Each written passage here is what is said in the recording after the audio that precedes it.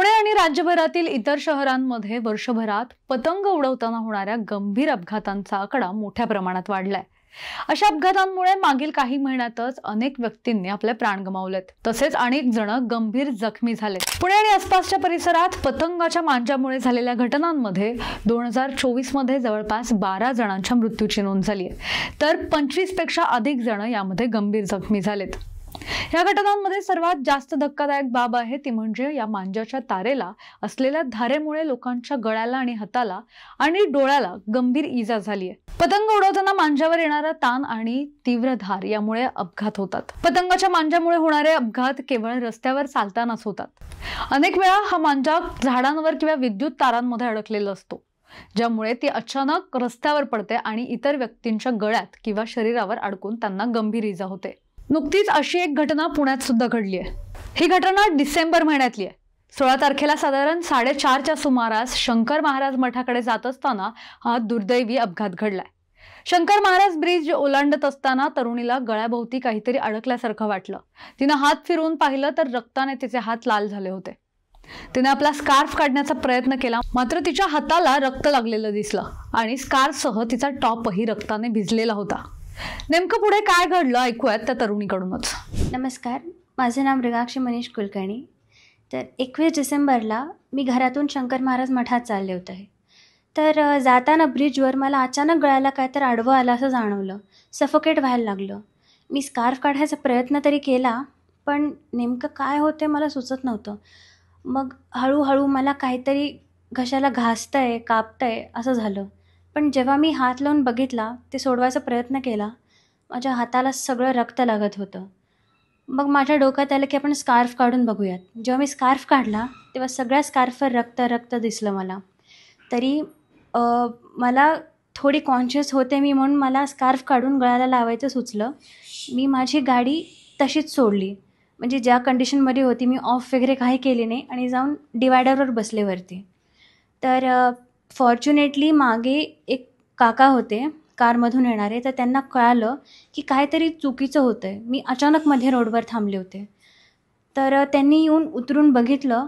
माझ्या अख्ख्या टॉपवर, माझ्या स्कार्फवर सगळं रक्त दिसत होतं आणि तो मांजा माझ्या पायालाही अडकला होता।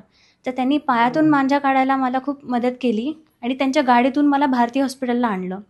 जेव्हा मी हॉस्पिटलमध्ये आले तेव्हा माझा कॉन्शियसनेस गेला। मला डिकलरायझेशन झालं, म्हणजे सगळं येलो दिसत होतं, खूप रक्त वाहून गेलं होतं। मग तिकडच्या डॉक्टरांनी एकदम इमिजिएटली माझ्यावर उपचार चालू केले आणि त्याच दिवशी ऑपरेशन थिएटरमध्ये जाऊन माझं ऑपरेशन झालं आणि मला टोटली एक 13-14 टाके आहेत। माझी उजवी बाजू थोडी जास्त कट झाली, डीप इंजुरी आहे। तिथे जी मेन नर्व असते आपली मेंदूला जाणारी, ती कट झालेली आहे। तर त्याच्यामुळे जास्त ब्लड फ्लो झाला मला। तर मग आतमध्ये एक 3-4 टाके आहेत आणि बाहेर 8 टाके, असे मिळून टोटली 13-14 टाके झालेत आणि मी ICUमध्ये होते 1-2 दिवस आणि मग ICUमध्ये येऊन नॉर्मल होऊन मग एक 3-4 दिवसांनी मला डिस्चार्ज मिळाला। म्हणजे मी गाऊ शकेल का नाही, मला एक खूप मोठा प्रश्न होता। पण सुदैवाने डॉक्टर मिश्रा यांनी खूप सुंदर ऑपरेशन केलं आणि मी आता एक चांगल्या स्थितीमध्ये आहे, मी बोलू शकते। मला पहिले 2 दिवस झाले इवन ICUमध्ये असताना मला बोलताही येत नव्हतं, खाता येत नव्हतं, काहीच करता येत नव्हतं। म्हणजे खूप दुखापत झाली होती, मला मान हलवता येत नव्हती, सगळे मसल स्टिफ झाले, मला काहीही करता येत नव्हतं। म्हणजे लिटरली मी होप सोडली होती की मी परत बोलू शकेन, गाऊ शकेन, कारण गाताना गळ्यावर खूप ताण येतो, एक्सरसाइज होती। पण नशिबानं मी बोलू शकते आता, काही दिवसांनी गायलाही लागेल। भीती वाटलेली एकदम अशी? हो, भीती वाटली होती मला, कारण रक्त बघून मला काय करू काय नको असं झालं होतं। पण सुदैवाने मला मागच्या काकांनी धीर दिला आणि त्यांनी मला भारती हॉस्पिटलला आणलं।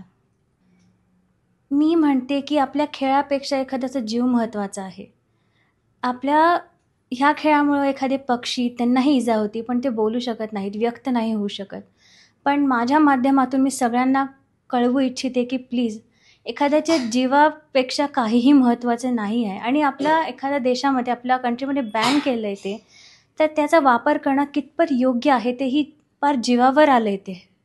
तर एखाद्याचा जीव महत्त्वाचा का आपला आनंद, ह्याचा विचार करण्याची खूप गरज आहे। आणि एखादी गोष्ट बॅन केली तर कृपया करून मांजा वापरू नका. अनेकांचे जीव जात आहेत. माझं नशीब चांगलं की मी वाचले, नाहीतर माझीही स्थिती तीच होती. माझे महाराज माझ्या मागे होते म्हणून मी आज वाचले. पण मी कृपया करून सगळ्यांना विनंती करते, कुठलाही या प्रकारचा मांजा वापरू नका. खूप धोकादायक आहे.